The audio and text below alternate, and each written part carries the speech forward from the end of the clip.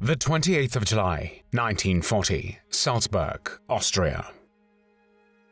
Shortly after the fall of France, and while the defeat of the United Kingdom and victory for Nazi Germany seemed likely, the German dictator Adolf Hitler organizes a conference with Slovak politicians, seeking to use the favorable conditions to demand the expulsion of the moderate faction from the Slovak government and its replacement by members of the pro-German radical branch. The Führer hints that the failure to comply will leave the Slovak state at the mercy of Hungary by revoking the protection guarantees that Slovakia had obtained 1 year earlier. The Slovaks concede to the German ultimatum. 2 years later, in March 1942, the systematic deportations of Slovak Jews to death camps begin. Between March and October 1942, the Slovak authorities concentrate some 58,000 Slovak Jews in labor and concentration camps, from which they are deported to extermination camps in German-occupied Poland. Among them is Helena Citrónová. Helena Citrónová, one of 4 children of Jewish parents, was born on the 26th of August 1922 in Humenné, then part of Czechoslovakia. Her father was a cantor, and because Helena liked not only to sing but also dance, her older brother joked that one day he would take her to Prague to exercise her talent. In 1934, Helena Citrónová, together with her husband, emigrated to Palestine. However, because he could not find work there in 1939, the two decided to return to Czechoslovakia together with their daughter, though the Jews in Palestine had warned them by saying, "What? Are you crazy? There's a war brewing." By the time the family realized their mistake, it was too late. The Second World War began on the 1st of September 1939 when Nazi Germany invaded Poland. In April 1940, the first Aryanization law was passed in Slovakia, which meant the seizure of Jewish-owned property and exclusion of Jews from the economy. This was justified by the stereotype and reinforced by the propaganda that Jews obtained their wealth by oppressing Slovaks. On the 9th of September 1941, the Slovak government passed the Jewish Code. The government propaganda boasted that it was the strictest set of anti-Jewish laws in Europe. Based on the Nazi Nuremberg laws, it comprised 270 articles and was longer than the Slovak constitution. This law comprehensively denied rights to Slovak Jews and definitively excluded Jews from public life, restricting the hours that they were allowed to travel and shop, and barring them from clubs, organizations, and public events. It also required, among many others, that Jews wear the yellow star, annulled all debts owed to Jews, and confiscated Jewish property. When some government members disagreed with the introduction of National Socialism in Slovakia, Wojciech Tucha, Slovak Prime Minister, said, "I am not a Democrat." However, for the Slovak Jews, the worst was yet to come. According to a census of the 15th of December 1940, there were 89,000 Jews in Slovakia. In March 1942, the Slovak state signed an agreement with Germany that permitted the deportation of Slovak Jews. Slovakia was the first state outside of direct German control to agree to the deportation of its Jewish citizens. Between March and October 1942, some 58,000 Slovak Jews were concentrated in indigenously established labor and concentration camps, mainly in the camps Sereď, Nováky, and Vichne. The Slovak authorities then transported the Jews to the border of the Government General, or the German Reich, and turned them over to German SS and police. The Helena Guard, Slovakia's state police, most willingly participated in these deportations. The victims were given only 4 hours warning to prevent them from escaping. Beatings and forcible shaving were commonplace, as were subjecting Jews to invasive searches to uncover hidden valuables. Some members of the Helena Guard took advantage of their power to rape Jewish women. In 1942, Josef Tiso, a Catholic priest and the Slovak president, gave a speech in which he justified ongoing deportations of Slovak Jews. Hitler commented after his speech saying, "It is interesting how this little Catholic priest Tiso is sending us the Jews." Virtually all of the deported Slovak Jews were killed in Auschwitz, Majdanek, Sobibor, and other locations in German-occupied Poland. Only 300 Jews deported in 1942 from Slovakia to Nazi death camps survived. The Slovak state paid Germany 500 Reichsmarks for every deported Jew for what they called retraining and accommodation. During the war, German and Slovak authorities deported more than 70,000 Jews from Slovakia. The Germans murdered more than 60,000 of them. By the end of the Holocaust, more than 2/3 of the Jews living in Slovakia had been murdered.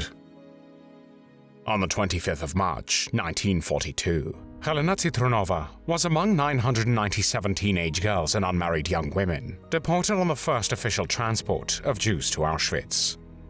Told by Slovak authorities that they would be going away to do government work service for just a few months, the Jewish girls and women were actually sold to the Germans by the Slovaks for 500 Reichsmarks, about $200 apiece as slave labor.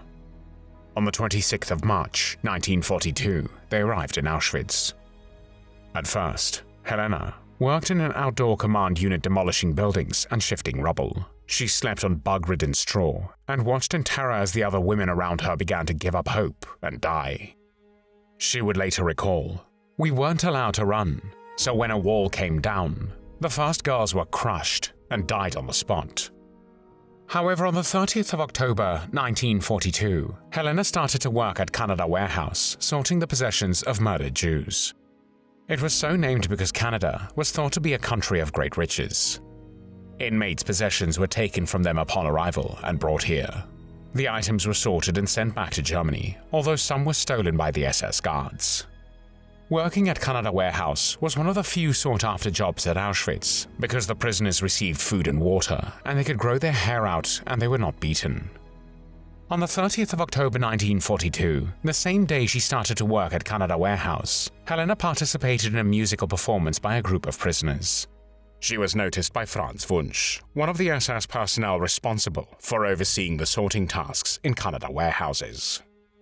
Helena sang with passion, as she believed it might be the last time she would ever get to sing. When Helena was done singing, Wunsch came up to her and asked her, "Please, sing the song again." Helena later recalled, she would look up with tears in her eyes and see a uniform and think, "God, where are the eyes of a murderer? These are the eyes of a human being." Wunsch fell in love with Helena. As one of the SS personnel responsible for overseeing the sorting tasks in the Canada warehouses, Wunsch would visit Helena often, and he was gentle, kind, and protective. He would bring her extra food and clothing, and turned over his own food rations to her. When Helena was infected with typhus, he would hide her and nurse her back to health. He made sure she was well fed and would even give her the gifts of food that his mother had sent him. Wunsch would help save the lives of her fellow prisoners, risking his own life with his superiors in the SS. Sometimes he passed a note saying, "I fell in love with you." Helena later recalled, "I thought I'd rather be dead than be involved with an SS man." Helena despised the Nazis, not only because of what they did to the Jews, but also because she lost her parents and brother at Auschwitz, who, while attempting to escape the camp, was killed on the electrified fence, his face and hands pressed up and immobilized against the barbed wire. However, over time, Helena started to develop some affection for Wunsch in return. A turning point came when Wunsch was able to help Helena's sister Rožika, a mom of two, who was transported to Auschwitz from Slovakia with her 9-year-old daughter and newborn son. Helena heard about their arrival and ran to the crematorium where she feared they would be killed. She hysterically told the guards that she wanted to die with them, but a friend had alerted Wunsch, who rushed to the scene just as Josef Mengele, the notorious SS physician known as the Angel of Death, decided which of the prisoners would live or die. When Wunsch came to the crematorium, he began to violently beat Helena for the crime of violating curfew. While he was beating her, he secretly whispered to her, "Tell me quickly what your sister's name is before I'm too late." Helena replied, "You won't be able to. She came with 2 little children." Wunsch then told her, "Children? That's different. Children can't live here." Immediately after, he ran to the crematorium to find Helena's sister Rožika. While Wunsch was able to save Rožika by saying that she worked for him in Canada Warehouse, he could do nothing for her children. They were murdered in the gas chamber. The romance between Helena and Franz secretly continued, and Helena was once interrogated and tortured about their relationship. However, she refused to confirm its existence. She knew that if she revealed the existence of the relationship, they would both be executed. She would later say, "There were moments where I forgot that I was a Jew and that he was not a Jew. And honestly, in the end I loved him. But it could not be realistic." the precise nature of their romance that lasted until the final evacuation of Auschwitz in January 1945 has never been made clear, but according to some witnesses, it was not sexual. According to Batsheva Dagan, a Holocaust survivor, the couple never had sex. As Dagan later recalled, inmates slept in bunks stacked on top of each other in rows of 3, and it would have been impossible. Equally out of the question was the chance of Citrónová visiting the office's headquarters without being caught. After the war, a former Auschwitz female prisoner said about Wunsch, "He didn't do anything bad to us, but he was sadistic towards men. Until he met Helena, he hit and kicked women too, but afterwards it was enough for him to beat only men. He often beat them with a stick that he carried with him. Helena had a positive influence on him, and she tried to make him behave not so cruelly." However, after the war, one Holocaust survivor testified that during the Jewish revolt in Auschwitz that occurred on the 7th of October 1944, Wunsch, without mercy, shot a 20-year-old Greek Jew. The relationship ended in January 1945 as the Soviet army was approaching Auschwitz. During their last conversation, Franz told her, "Take care, Helena, you'll make it. I've loved you so much." Then they kissed long and intimately. On the 27th of January 1945, the Soviet army entered Auschwitz, Birkenau, and Monowitz and liberated about 7,000 prisoners, most of whom were ill and dying. One of the prisoners liberated by the Red Army was Helena Citrónová. However, for the next 27 years, she and Franz Wunsch would not see each other. After the war, Helena married a Zionist activist, moved together to Israel, and had 2 children. Wunsch searched for Helena for years, but Helena avoided the letters that he wrote her. Wunsch then settled in Austria, got married, and started his own family. But in 1972, Franz Wunsch, then 50 years old, was put on trial for war crimes, and Helena, then a married woman and mother of 2, came to testify on his behalf after having received a desperately written request from his wife. She traveled to Vienna despite threats from Jewish rights activists because she considered it her duty to outline the good things that he had done at Auschwitz, but she also confirmed that she had witnessed him committing crimes against other prisoners.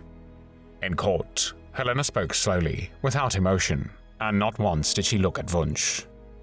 However, when it came to her sister Rožika's children, she could not continue. The words caught in her throat. At that moment, Wunsch started to cry and later repented. He said he had not killed anyone and regretted having beaten the prisoners. Despite what the judge called overwhelming evidence of guilt in the participation of mass murder, Wunsch was acquitted on all counts. He and Helena never saw each other again. Franz Wunsch died of natural causes on the 23rd of February 2009. He was 86 years old. Helena Citrónová was 84 years old when she died on the 4th of June 2007 in Tel Aviv in Israel. There were many tears shed for Helena Citrónová.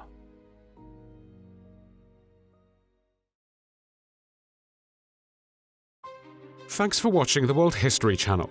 Be sure to like and subscribe, and click the bell notification icon so you don't miss our next episodes. We thank you, and we'll see you next time on the channel.